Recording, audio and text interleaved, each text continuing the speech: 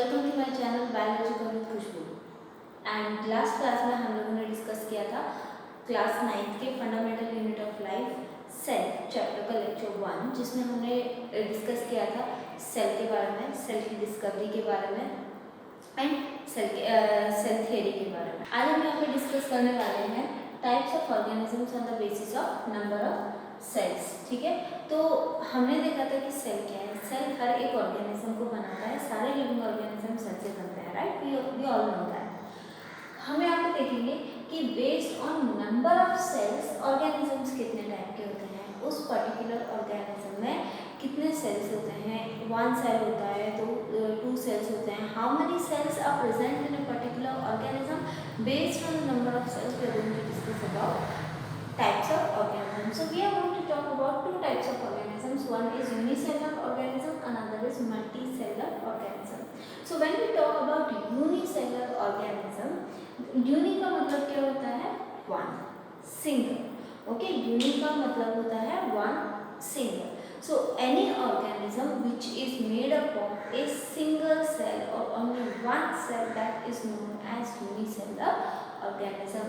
So these are the organisms which are made up of only one cell or only single cell. और यही एक single cell उनकी सारी vital activities को perform करता है। Vital activities in the sense उनका डाइजेशन, उनकी रेस्पिरेशन, हर एक काम को वो सिंगल सेल ही परफॉर्म करता है। उनकी मूवमेंट में भी वो सिंगल सेल ही हेल्प करता है। तो जितनी भी इम्पोर्टेंट एक्टिविटीज होती हैं डे टू डे लाइफ में उनकी, ठीक है, those all are perform by a single cell only. तो इसमें हम एग्जांपल्स क्या बता सकते हैं? These single cells perform the vital activities of the organisms and examples are amoeba, paramecium and यूनिना। These all are the single cell organism और unicellular organism which is made up of a single cell और only one cell. So this was all about unicellular organism. There was another type of organism based on the number of cells, that is multicellular organisms. यहाँ पे हमने देखा था it is made up of only one cell, whereas when we see this it is made up of two cells or more than 2 cells or numerous cells, million cells, trillion cells. There is no counting. Okay, it shows that you have to mention that a particular organism which is made up of numerous cells, that is known as multicellular organisms. And यहाँ पे होता क्या है, ये जो सारे sales हैं, ये जो इतने सारे सेल्स होते हैं जो एक ऑर्गेनिजम्स बनाते हैं, ये सारे सेल्स मिलके एक ऑर्गेन बनाते हैं और हर एक ऑर्गेन डिफरेंट फंक्शन परफॉर्म करता है। जैसे कि हमारे रेस्पिरेशन के लिए अलग फंक्शन है, डाइजेशन के लिए अलग सिस्टम है, डाइजेशन के लिए अलग ऑर्गेन है, रेस्पिरेशन के लिए अलग ऑर्गेन है, सर्कुलेशन के लिए अलग ऑर्गेन है।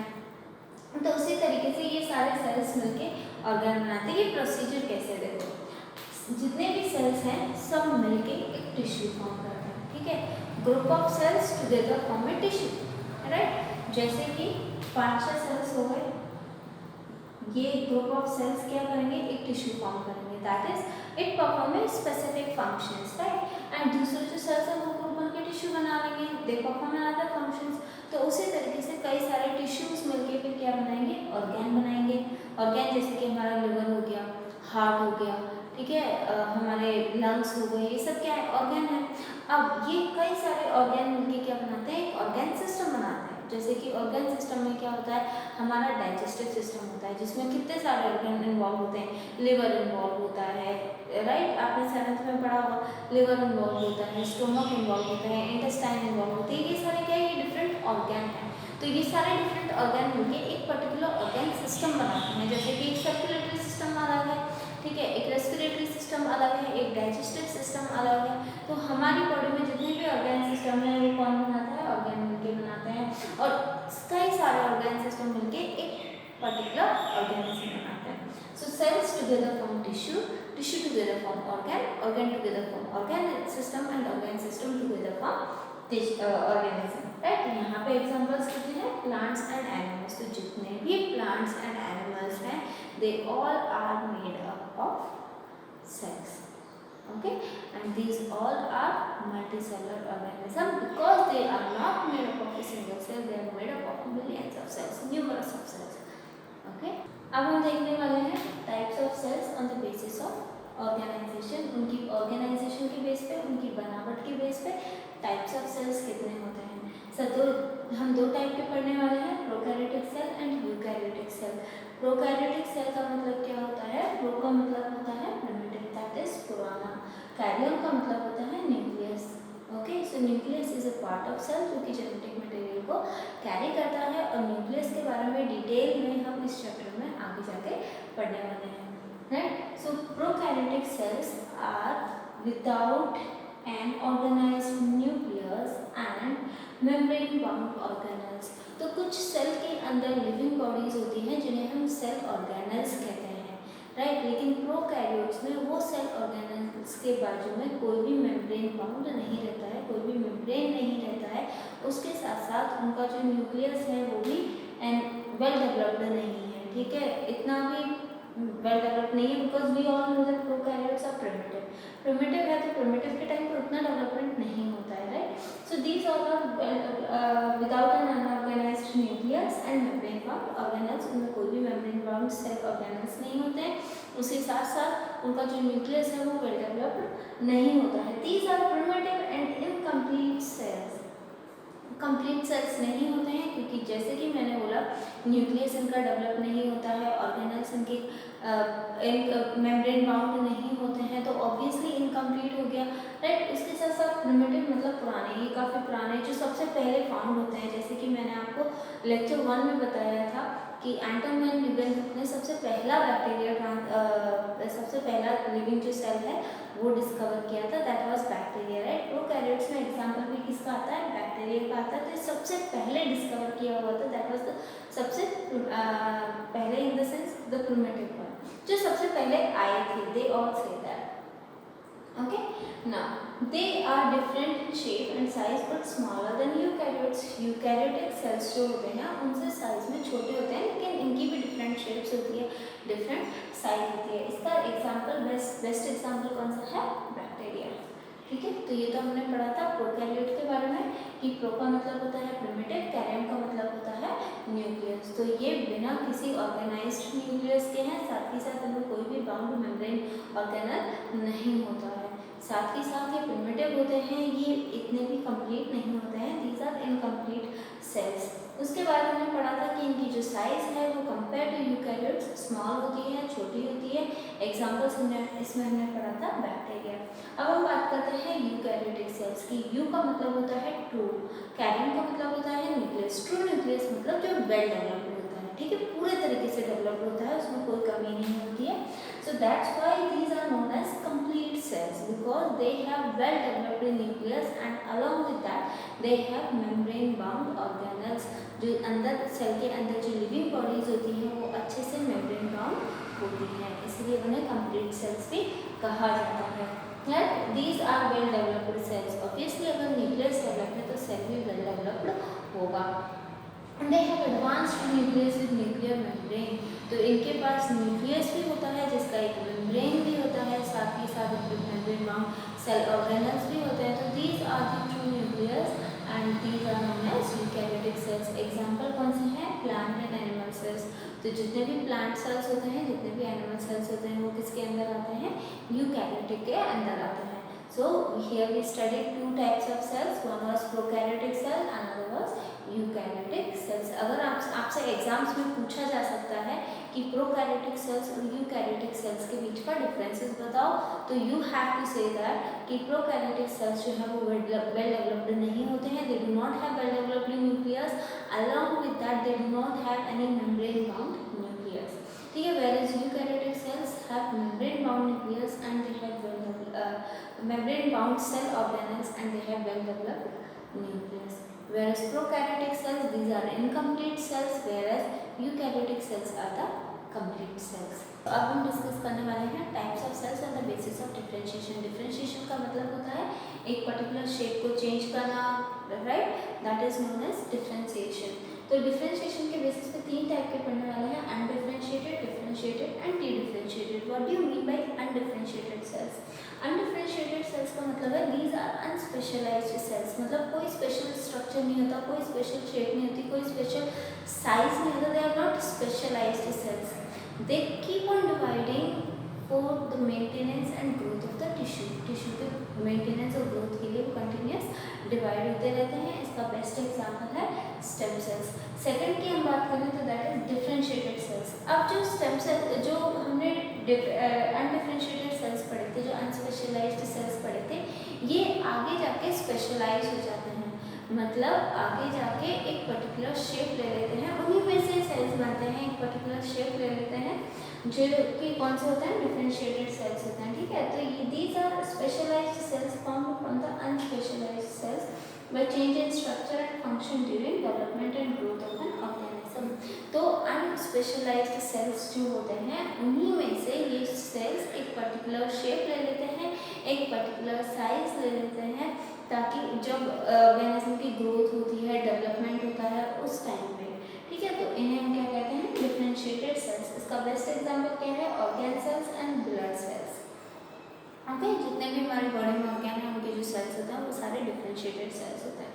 नेक्स्ट हम बात करते हैं डी डिफरेंशिएटेड सेल्स की।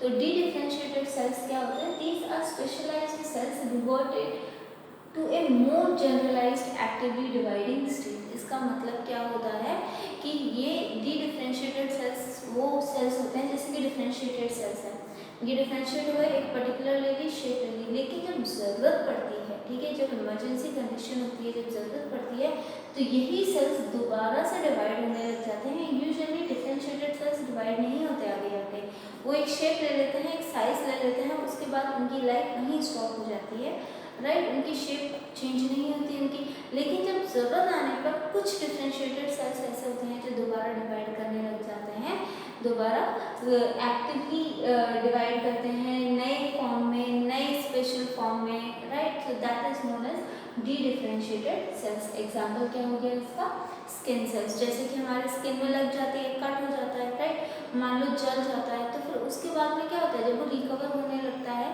तो उस टाइम पे नए सेल्स फॉर्म होने लगते हैं, राइट। तो स्किन सेल्स अगर हमारे लगती नहीं है तो ये तो ऐसे कि ऐसे रहेंगे, लेकिन अगर हमारे लग जाती है तो लगने के बाद ये क्या होता है कि जो स्किन सेल्स हैं वो दोबारा फॉर्म होने लग जाते हैं, नए सेल्स बनने लग जाते हैं, तो धीरे धीरे स्किन क्या हो जाती है, रिकवर हो जाती है। तो यहाँ पे हमने 3 टाइप के सेल्स पढ़े थे डिफरेंशिएशन के बेसिस पे। एक तो है अनडिफरेंशिएटेड सेल्स, इसका मतलब क्या होता है, ये अनस्पेशलाइज्ड सेल्स होते हैं, कंटिन्यूसली डिवाइड करते रहते हैं। बेस्ट एग्जाम्पल है स्टेम सेल्स।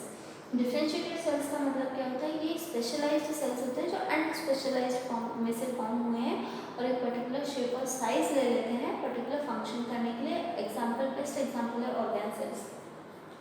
डी डिफरेंशिएटेड क्या होता है, ये डिफरेंशिएटेड सेल्स होते हैं जो जरूरत पड़ने पर एक्टिवली डिवाइडिंग स्टेट में कन्वर्ट हो जाते हैं, ताकि एक नए फॉर्म में कन्वर्ट हो जाए, ठीक है, उस पर्टिकुलर ऑर्गेन को नए फॉर्म में स्पेशल स्ट्रक्चर दें, and that is skin sales. And more often it is used in the regeneration form की। जैसे कि एग्जाम्पल आप लेजर्ड का पढ़ते हैं ना, कि उसकी जो टेल है वो कट हो जाती है तो वो रीग्रो करने लग जाती है, that is nothing but the function of dedifferentiated cells. Okay, so the best example is skin cells. Okay, so आज के लेक्चर का लास्ट टॉपिक है that is cell shape and cell size. जो cell shape होती है that is usually based on the cell function. It's quite relatable to the function of the cells. तो उसके basis पे हम सेल की शेप देखेंगे, जिसमें हम फ्यू एग्जांपल्स लेंगे, ज़्यादा एग्जांपल्स लेने की जरूरत नहीं है। That is nerve cell.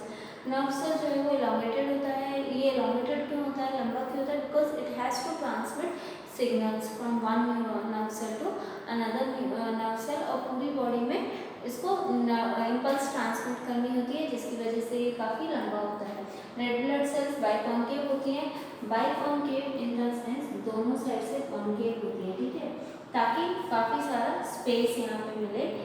Space क्यों होता है, so that it can bind more and more oxygen. जितना ज़्यादा स्पेस होगा उतना ज़्यादा ये ऑक्सीजन को बाइंड करेगा हमारी बॉडी में, इसलिए इनकी शेप कैसी होती है, बाइकॉन्केव होती है। Whereas white blood cells की शेप कैसी होती है, amoeboid, that is amoeba like, so that it can easily diffuse from one vessel to another vessel, right. So based on their functions or relatable to their functions, cells are of different shape and size.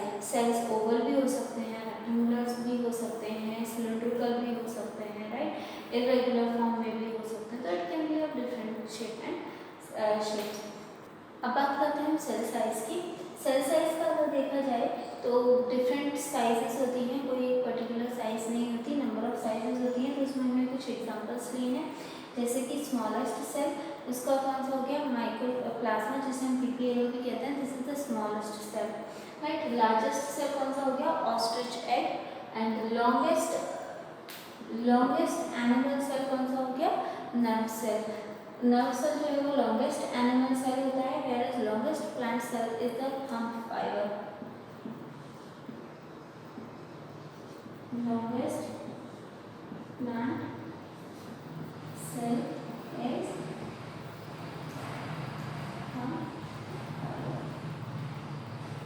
Okay, that is the longest plant cell. उसके साथ साथ जो largest unicellular cell होता है that is acetabularia, that is the largest unicellular cell and largest cell in human body and smallest cell, हमारी body में human body में जो लार्जेस्ट सेल होता है दैट इज ओवम, ओके, जो कि फीमेल बॉडी में पाया जाता है, where smallest cell in the human body कौन सा है स्पर्म, जो कि मेल ह्यूमन बॉडी में पाया जाता है। Okay, so based on this we have different types of cell size, we have different cell sizes and we have different cell shape.